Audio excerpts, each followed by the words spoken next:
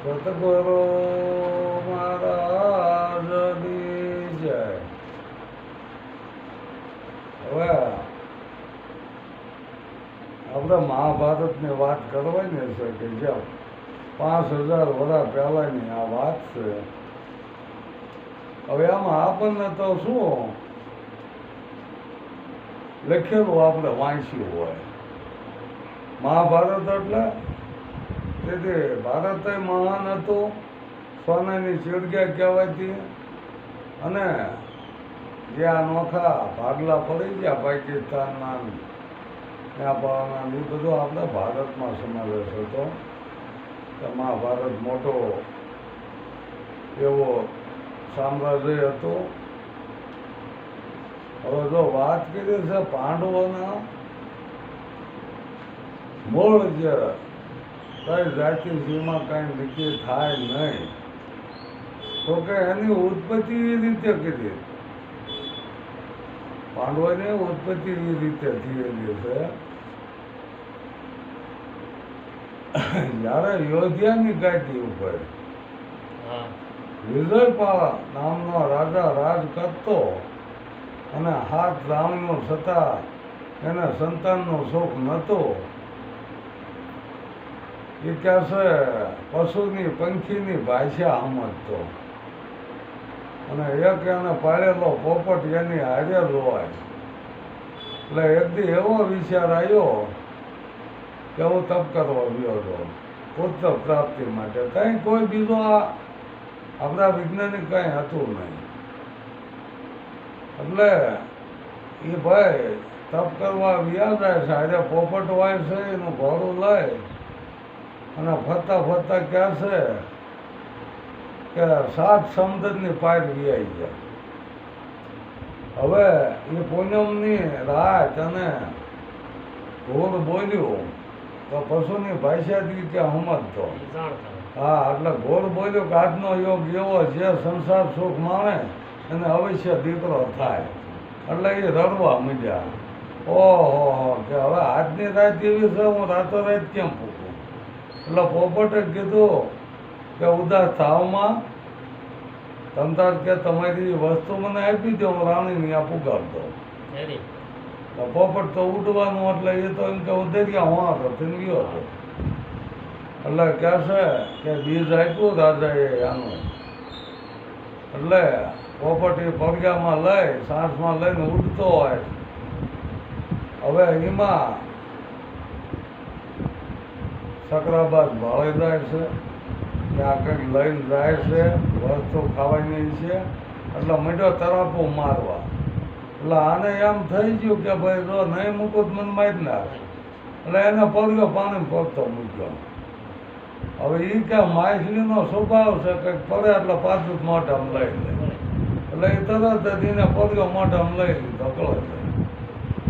હવે આ માછલી 9 મહિને સર્યું કિનારે રોગ. માછલીનો સ્વભાવ છે આમાં નીરે હાલે, એ આપણે માનવી. એટલે કે દરિયાને સર્યું નીતિ મળતી ત્યાંથી વહેતી થઈ આમાં પૂરે. યોધ્યા આવતા 9 માસ લાગ્યા. પોપટ આ બધી ધ્યાન રાખે. પછી અહીંયા ઢીંબર જાળ નાખીને બેઠેલો અને એ માછલી કહેવાય છે કે ઢીંબરની જાળમાં આવી જાય છે. અને ઢીંબર એ માછલીને બહાર કાઢી અને વજનદાર હતી એટલે સંશય થાય કે આમાં શું છે, હીરામાણે કઈ છે. એટલે માછલીનું પેટ તોડે છે ત્યાં એમાંથી 2 બાળક નીકળ્યા. 2 બાળક નીકળ્યા.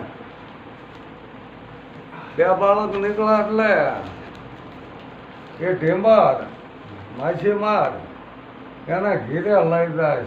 જય ગુરુ મહારાજ, જય ગુરુ મહારાજ. પછી એના ઘીરે વ્યો લઈ જાય એટલે એને હોશિયાર કરે. અને રાજા તો ક્રોધિત થઈ ગયેલા હોય છે કે મારા જો પોપટે આવ્યો નહીં, રાણીને વસ્તુ પુગાડી નહીં, હવે આનું કરવું શું કે કાં એ આ પોપટ આવી જાય એટલે રાજા તો ક્રોધમાં પોપટ ઉપર એટલા ક્રોધિત થઈ ગયેલા ને પોપટ કે ક્ષમા કર્યો, તમે જે વસ્તુ આપી હતી મારે રામનું પુગાડવામાં હું પુગાડી શક્યો નથી અને બાદ મારી ઉપર તરાપુ મારતો ને એ પગલો મારે મૂકાઈ ગયો અને એ માછલીએ એ મુખમાં લઈ લીધો એ તમારું બીજ પરિપક્વ થયું છે અને આ ઢીમર અહીંનો આપણો ઢીમર જો એને બાળકના બાળકે લઈ લીધા છે. હવે આ બાળક કોણ હતા બે કે માછલીમાંથી નીકળ્યા એનું મુખ ઉલ્કા જેવું, ઉલ્કા એટલે માછલી જેવું મુખ એટલે એનું નામ ઉલ્કા મુખ રાખેલો અને આ બાળકીને માછલા જેવી ગંધ આવતી એટલે મસ્કીન થાય એનું નામ રાખેલું.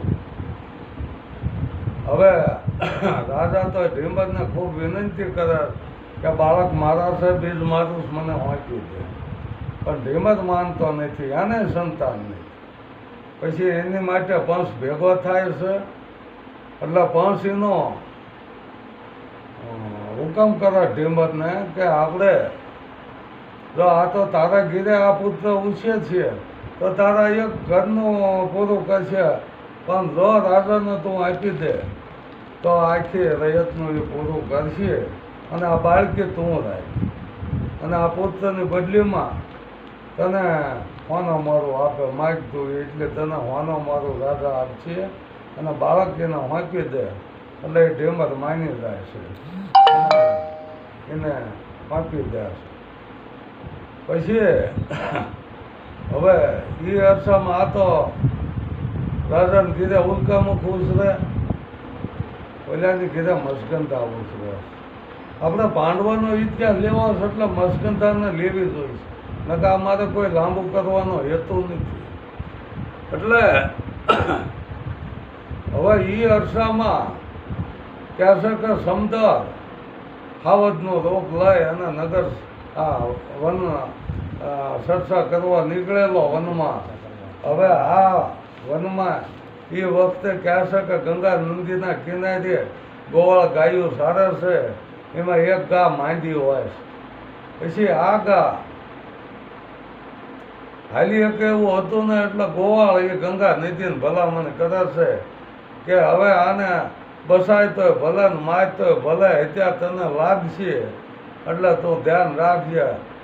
એ વખતે ગોવાળ ગંગા નદીને ભળાવી અને ઘેરે વિયો જાય છે. આમ આ હાવતને આવવું અને આમ ગા બેઠેલી ગંગાજીને એમ થયું કે અમારું જો આ હાવત છે ને ગાન ખાઈ દે અને અત્યારે મને લાગશે એટલો પ્રગટ થયા. અસ્થિતિ રૂપિયા પ્રગટ થયા 16 વર્ષની સોનથી. એટલે 16 વર્ષ કેમ કહેતા કે 16 કળાઈથી જે ખીલી હોય ને 16 વર્ષે એ બાળકીનું રૂપ આવી જાય પૂરેપૂરું. એટલે 16 કળા એમાં આવી જાય છે. એટલે એવે સુંદર થઈને ઉભા રહ્યા એટલે હાવતને કીધું કે બીજું બધું માગી લીજીએ પણ આ ગા મને ભળાવી ગાને કાંઈ કરતો નહીં, કે તો મારી આજે લગ્ન કરો કે મારું વસન છે જા લગ્ન કરી, પણ ગા તો ફરકમાં મરી જાય. હવે આનું હું કરું મરતા આ હાવજને હરાબ દેતી જપ થઈ જાય. એ વખતે અહીંયા વડલો બીની જેલો ઘટાદાર અને કહેવાય છે કે કાશીનું શિક્ષણ લઈ પંડિતોએ વર્ણિથી આશ્રમ લીધો.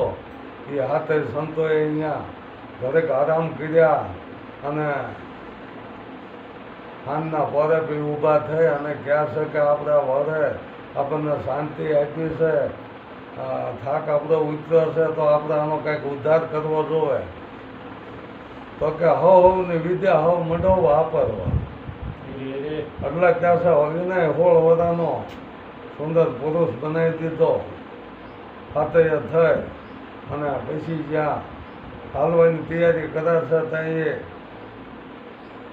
જવાન બોલે છે કે મારે ક્યાં જવું, મારું નામ શું, તમે અહીં મને ઊભો કરીને મૂકી દીધો, હવે મારે અહીં શું કરવાનું. એટલે સંતોએ કીધું કે હસ્તિનાપુર ગયો જા, ત્યાં અત્યારે કોઈ રાજા નથી અને એ રયતે આજ નક્કી કર્યું કે કાલ હવારે દરવાજો ઉઘડતા જે આપણને મળે એ આપણો રાજા. એટલે તું ગયો જા અને તારું નામ આ હાથ સંતોના આશીર્વાદથી તો આ થયો છો એટલે તારું નામ શાંતનું રાજા. એટલે આને તો એ કહેશે કે યોધ્યા વિયો ગયો અને વહેલા દરવાજો ખુલ્યો ને આ ભાઈ અમને આમો મળી ગયો એટલે કંઈ એને રાજા બનાવ્યો હસ્તીના પુરનો. આજનું આપણે દિલ્હી એનો રાજા બની ગયો છે. પછી જુવાન થઈ ગયો છે અને શિકાર કરવાનું એને મન થાય છે તો એ શિકાર કરવા કહેશે જેલાભાઈ. હવે એ આગળ શું બની ગયેલું આ મસ્કન થાય જુવાન થઈ ગયેલી. એટલે ત્યાં પારાસર ઋષિ નદી કાંઠે આવે છે, ઢીંબરને વિનંતી કરે છે કે હવે વેળા નથી, હાંજ પડી જાય છે, તો મને આમાં કાંઠે મૂકી જા, મારે તપ કરવા જવાનું જંગલમાં. એટલે ઢીંબર ઉંમર થઈ ગયેલી એટલે એવું બોલેલા કે હું થાકી રહ્યો છું અને તું ભામટા મને દે શું કે તમારી પાસે હોય શું કે. કઈ એ દીકરી મસ્કંદા બોલી કે પિતર સુધી તમે આજ્ઞા કરતા હું મૂક્યા હું બામણ છે, કાંઈ નો દે કાંઈ નહીં, આશીર્વાદ તો મળે ને આના. એનું કાર્ય કર્યું આપણે ગમે કાર્ય કર્યું ને એનું ફળ તો મળે. આશીર્વાદ દે કે ન દે પણ એનું ફળ તો જે કાર્ય કરો પુરુષાર્થ કરો એનું ફળ તો તમને મળવા. એટલે આ દીકરી મૂકવા જાય છે, મત દરિયે અધવસાળા જાય. હવે હજારો વર્ષ જેને તપ કર્યા હોય એને મોહ જાગે. એટલે આ કેવી વાત છે એમ હું કહું છું કે આ માયાએ કોઈ નહીં છોડે. સવા ભગતે કીધું પારાસર વિશ્વામિત્રને પટક્યા શું કરે રહ્યા બિચારી પણ પાડ્યા પણ પાખરિયા પાડ્યા જે પડી જાય છે ને એ પાખરિયા કહેવાય. એને કોઈ સંત નથી કહેવાતા. એટલે આ મોહમાં આવી જાય છે આ દીકરી. હવે ક્યાં ઓલેની ઉંમર ક્યાં દીકરી હોળ વરાયની.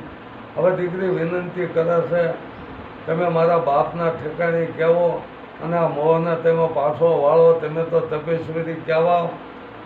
તો કે નહીં, અત્યારે તારું કોણ છે તો તારી ફજેતી થાય છે પણ કે આ જળદેવ ભાળે આ ઉપર કે સંદ ભાળે, સંદમાં ભાળે છે અને આ કાર્ય આપણને રોકતું નથી લાગતું.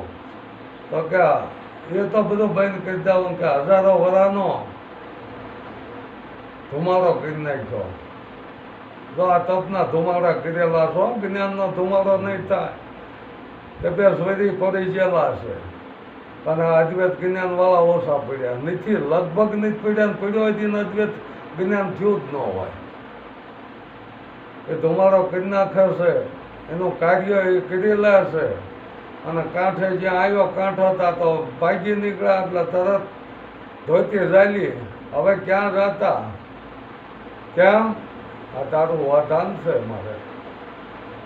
મારે ક્યાં જવું, મારે કોને મોઢું દેખાડવું. તો કે હાલ મારી હારે અહીંયા ઝોપડે બાંધીને રાખીએ અને તને સંતાનની પ્રાપ્તિ થાય છે તો કુંવારી ગણેશ તારામાં કસ્તુરીની વાયસ આવશે.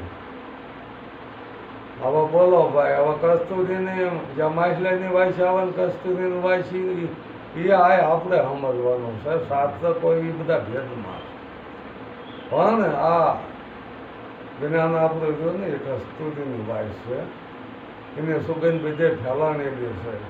તે સંતો દેશ વિદેશથી લોકો એકબીજાને મળવા આવેલા છે, આવા પુરાવા છે.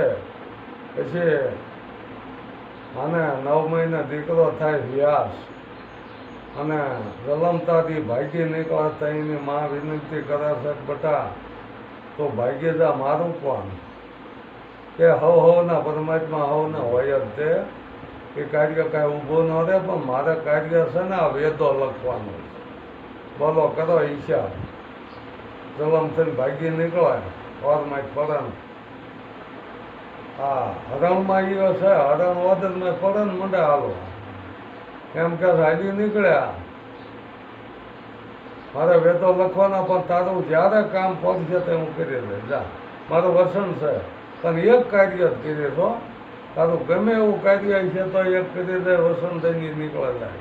એ અરસામાં સાતમું રાજા શિકાર કરતા કરતા એના કસ્તુરીની વાસ આવે જંગલમાં, એટલે વાસ આવે એ બાજુ હાલ્યા જાય છે. અને આ ઝોપડામાં રૂપના અંબા જેવો હા મસ્કંદા, પછી તો એના માછલાની વાસ નથી આવતી, કસ્તુરીને આવે છે. એટલે એનું નામે ફેરવી નાખ્યું સત્યવતી. સત્યવતી નામ આપી દીધું છે એનું. અને એને આ રાજા વિનંતી કરે છે કે અહીંયા આ ઉજળ જંગલમાં એકલા રહેવું તો હાલો તમને રાજાના રાણી બનાવો. કે પણ મારા બાપુને મારે પૂછવું જોવે ને. તો કે ક્યાં છે? કે હાલો હામાં કાંઠે. એ કહેવાય છે કે હામાં કાંઠે હિંમત પાસે આવે છે. કાંઈ હિંમતને વિનંતી કરે સાંજનો રાજા, તમે દીકરી મને બહુ ગમી જાય છે અને મારી આજે લગ્ન કરો. અરે રાજા કે કઈ રીતે લગ્ન કરો? તો કે તમારે તો આગલા ઘરનું સંતાન છે. તો સાતમું રાજાને આગલા ઘરનું સંતાન કયું હતું કે જ્યારે ઓલી ગોવાળા ગાયને ત્યાં ભળાવીને વિયોજેલો અને ગાયે હરાપ દીધેલો, વધ થઈ ગયેલો અને વડમાંથી સાતમું રાજા થાય છે. એટલે કહે છે કે ગૌતમ ઋષિના આશ્રમે એના યજમાનો આવેલા. એ મોટો વર્ષો એ 8 ભયો અને 8મો મોટો વર્ષો આવેલો, 2 માણા. અને રાતે ગૌતમ તો નહોતા, પણ કે છે એના ઋષિ પત્ની હતા. એટલે બેહાર્યા, જમાડ્યા, જમવામાં કામ ધ્યાનું ગાયનું દૂધ આપેલું. હવે આ દૂધ એમને એટલું મીઠું લાગ્યું ને કે રાતે ઊભા થાય અને રહેમાનમાં ગાને લઈને વિયાઈ ગયા. ભાઈ આ તો શાસ્ત્રની વાતો હો, કયું રહેમાન હોય ને શું વસવું હોય, શાસ્ત્રની વાતો તમને કહું છું, પણ એમાં ભેદ આપણે ગોતવાનો જરી જાય. એટલે લઈને વિયા જાય છે. સવારે ગૌતમ ઋષિ આવે છે અને એ ગાનું દૂધ માગે છે કુંડામાં. ત્યાં ગૌશાળામાં એ ગા હોતી નથી. ઋષિ પત્ની અરજ કરે આપણે ગા છે નહીં. તો કે કોઈ અહીંયા આવ્યું નહોતું ને કે ઓલો આપણો યજમાન મોટો વસુ આવ્યો હતો, 2 માણસ, અને વાળુમાં મેં એ દૂધ આપેલું. તો કે ક્યાં છે? કે એ આ સૂતા છે, કે ઉઠાય જ્યાં તા એ નહીં. અને ક્યાં છે યોગ બળથી ગૌતમ મુનિએ જોઈ લીધું. ગૌતમ ઋષિએ હતા એ ગા બાંધેલી વૈકુંઠમાં. મારું વનરા વંશે રોડું વૈકુંઠ નહીં આવો. આ વૈકુંઠના માણસો બહુ છે પૂરા. ઇન્દ્ર રાજાએ આવો ને આવું કરેલું. અને એ રીતે અહીંયા જ ગૌતમ ઋષિના ઘરમાં જ હાથ નાખ્યા.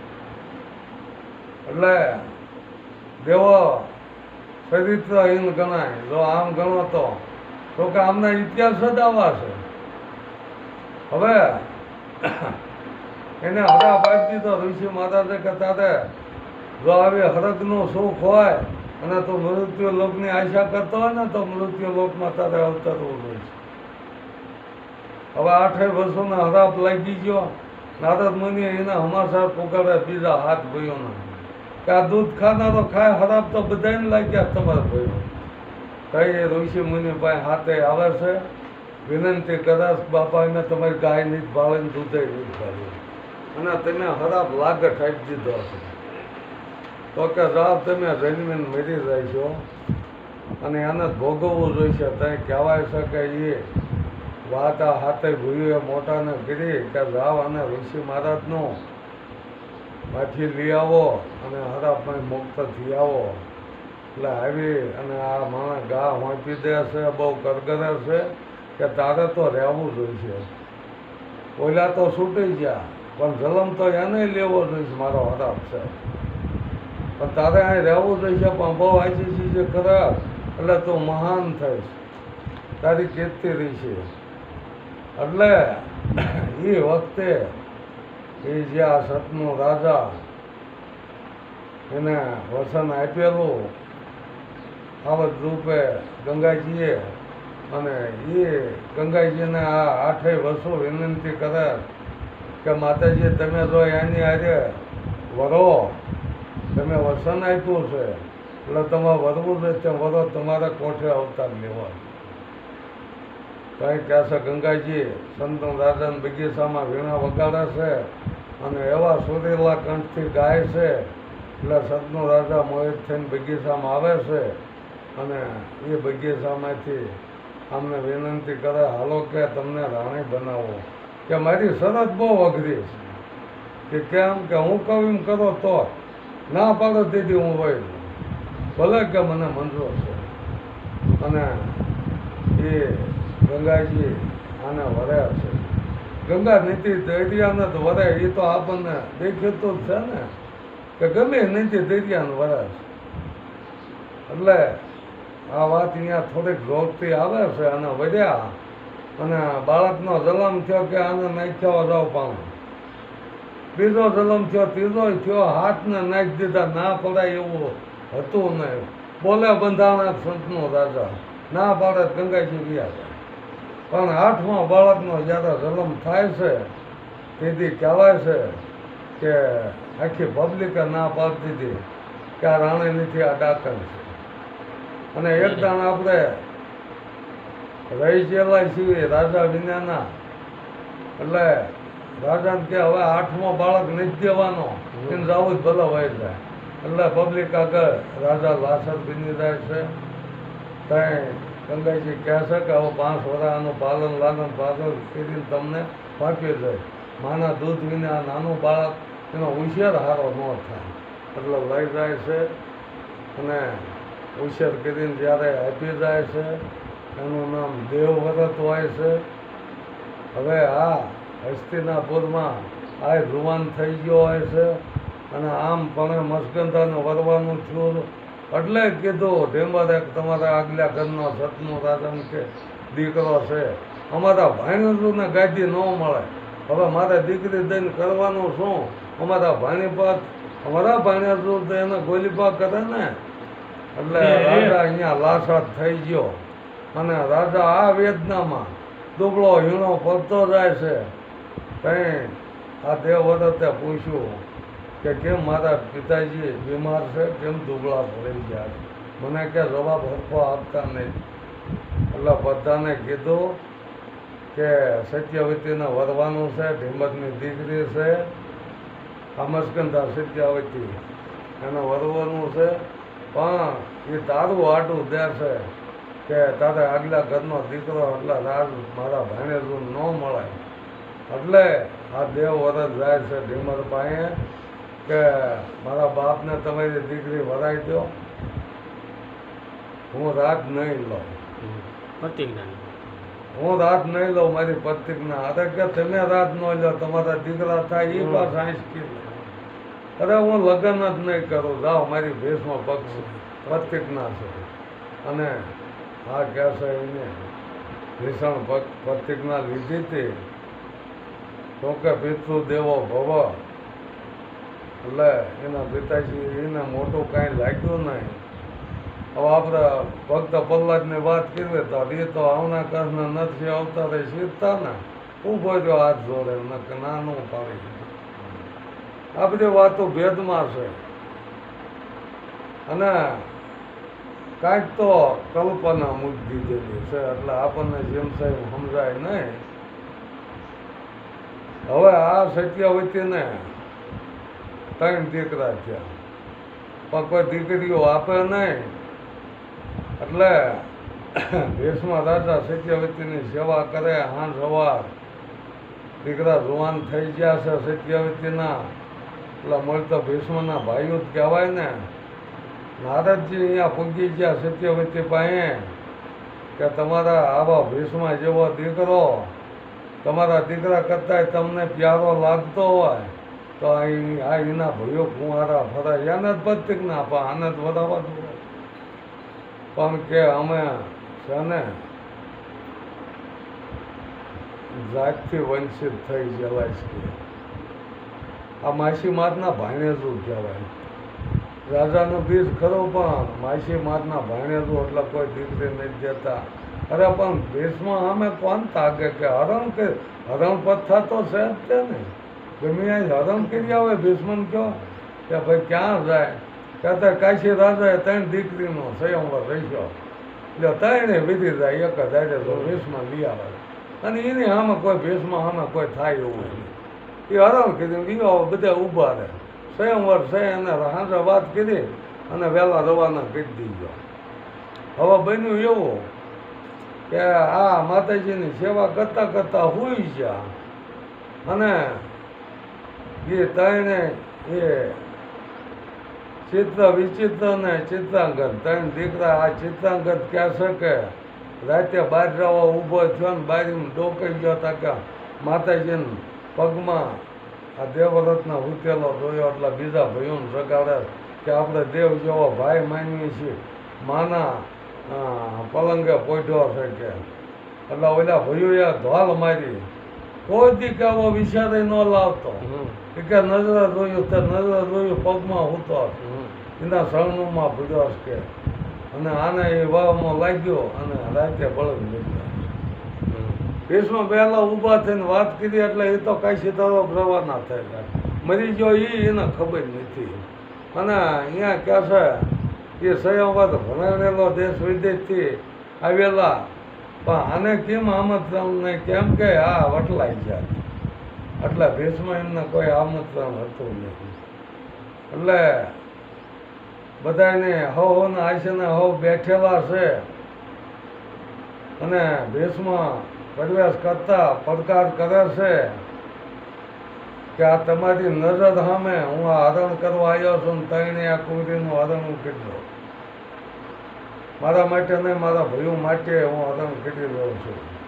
મારે તો પ્રતિજ્ઞા અને તઈને દીકરીને લઈ વેચ્યું કરી દીધી મોર. હવે આ નારદને તો જોવું હતું યુદ્ધ જોવું હતું પણ આવું કાંઈ બન્યું નહીં. એટલે નારદજી કહેવાય છે કે બંગડીઓના જોડા ફેંકવા માંડ્યા, સુડલાના જોડા ફેંકવા માંડ્યા. આડ્યો પહેરીને ઘેરે ગયા. તમારું એક કોઈ તમારું ક્ષત્રિય જેવું તમારામાં લોહી જ નથી છે. હવે આટલા બધાને એક પડકારીને વિયો જાય એ કેવી વાત કહેવાય છે. કંઈ કે બધા આજે ઊભા ત્યાં હાલો આપણે પણ કે કોઈ ભાવ છે પણ આપણે એક આજે હુમલો કરો.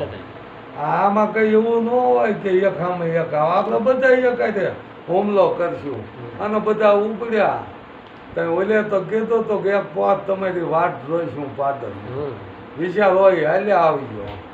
એટલે આમ ઘોડા જોડેલા અને તૈયાર કરીને રથાને લઈને ઊભેલા અને એમાં આ બધું ગમસાણ આવ્યું પાળો અને બધાએ એક હારે વર્ષા ચાલુ કરી બાણની ત્યાં આ કુંવરીઓને એમ થાય નાશ ભાગ કરવા તૈયાર કરતા આમ ઉતરવા માંડ્યો. એટલે એને કેસક ઉપર સખત ગોઠવી દીધું બાણનું. ભટકાઈને બધા પડી જાય હેઠા અને એવો બાણ મોરશે મારી દીધું બધાને મોરસા આવી જાય. પછી અગ્નિ બાણ મારીને બધાને મોઢા કરી નાખ્યા ગયા. એક મૂછનું પાંખડું લઈ લીધું અને પછી વિયાઈ ગયા. જે મોરસા ઉતરે આમ મોઢામાં હાથ ફેરવી અને બમકારા મૂકે વ્યા તો કોઈ જગાડે નહીં પડખાવા આમ તાકા ગયેલા આ બધા મોઢા કરી નાખ્યા. એટલે એ તો મોરસા વળાઈ વિયા જાય, મોરસા વળાઈ વિયા જાય સમજ્યા. એટલે પછી કહેવાય છે કે શરીરનો દેશ આવ્યો એટલે મોટી અંબાલિકા મોટી અંબાલિકાએ કીધું અંબેએ કીધું કે હું તો આ શરીરને વધુ સુખી છું મનથી એટલે વધેલીને હરણ ન થાય. તો કે હા ઉતરી જાઓ. ઉતરી જા. ભીષ્મને ખબર હતી કે શરીર રાજા આમ નહીં સ્વીકારે, હરણ થઈ ગયેલો એમ હતો. એટલે જાય એટલે ઓલા તો મૂંડો એક મોઈનું પાખરું હેઠું ખોઈને બેઠેલો. તો આ આવી બરોબર કે હું તમને મનથી વધીશ કે તું વિધી છો પણ હરમ કરેલી હું રાખો નહીં. વળે આને એમ થયું બોલ્યો ગાય જાય છે વળે પાછું દોડા દોડ જાય. એક કે તમે દિન મૂંડો કરી નાખ્યો મને જરાય ગમ્યો નહીં કે એટલે હવે મારે ચાલો તમે હારે આવો.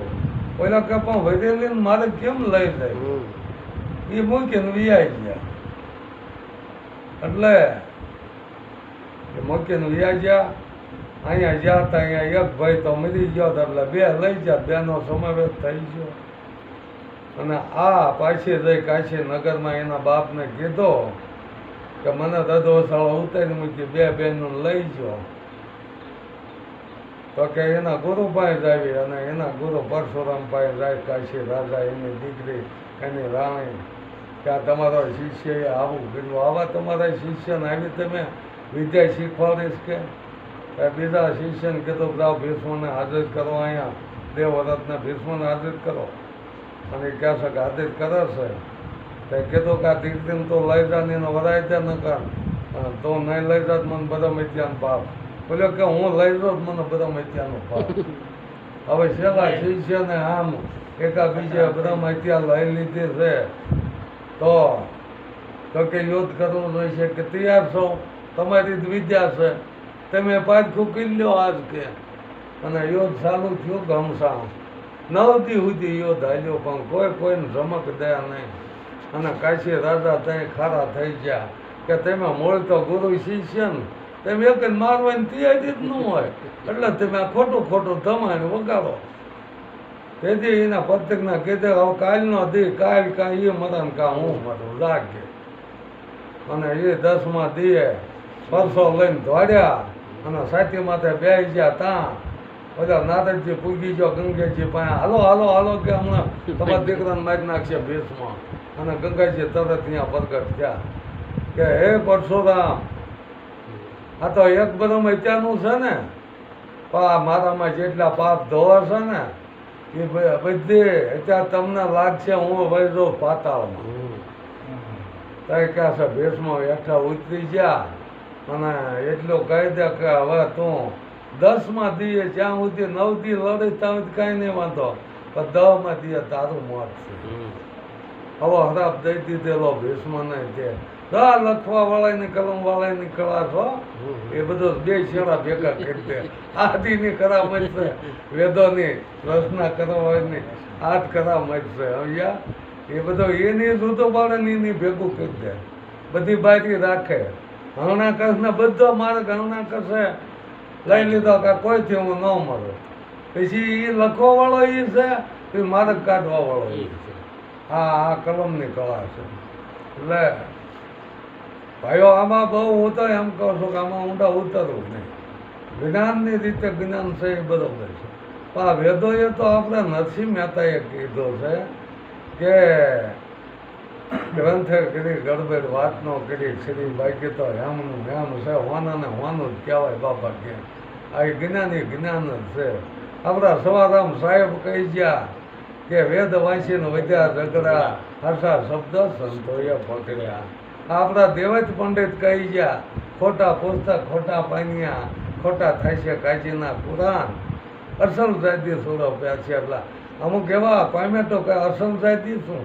આ અસલ આપણું જ્ઞાન જ્યારે બહાર આવે ને કે આ બધું ખોટું પડે અદ્વૈત જ્ઞાન જ્યારે સમજાણું ને તઈ ખોટું પડે એ અસલ જાતિ અમર સુરો છે મીરાબાઈને જે અમર સુરો પહેર્યો એની વાત છે હું તો વધી મારા ગીરધર ગોપાલને મારો સુરો અમર બની જાય હવે આવા ગીરધર ગોપાલને જે વધી ગયા ગીરધર ગોપાલ સાંભળ્યો કીધો અને એ આપણો પરમાત્મા પરમ પિતા પરમાત્માની વાત છે આનું જ્ઞાન જેને મળી ગયું આત્મ જ્ઞાન એ પરમાત્માને મળી જાય છે એટલે એ અમર જ છે આવી વાત છે હવે વિડીયો લાંબો થાય છે બીજી વાત આપણે અહીંયાથી આગળ હાલશું સદગુરુ મહારાજ